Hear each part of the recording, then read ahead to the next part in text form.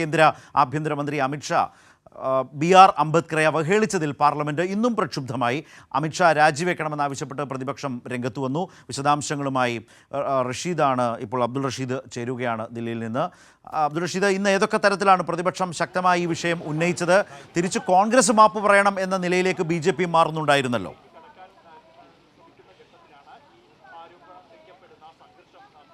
ശരത്ത്, തീർച്ചയായും അങ്ങനെ തന്നെയാണ്. അത്യന്തം നാടകീയമായ രംഗങ്ങളാണ് ഇന്ന് സഭയ്ക്ക് പുറത്തും സഭയ്ക്കകത്തും ഇന്നുണ്ടായത്. പ്രതിപക്ഷ എംപിമാരൊക്കെ തന്നെയും ആഭ്യന്തരമന്ത്രി അമിത്ഷാ രാജിവെക്കണമെന്ന് ആവശ്യപ്പെട്ടും അതോടൊപ്പം രാജ്യത്തോട് മാപ്പ് പറയണമെന്ന് ആവശ്യപ്പെട്ടും രാവിലെ തന്നെ വലിയ രീതിയിലുള്ള പ്രതിഷേധം ഉയർത്തിയിരുന്നു.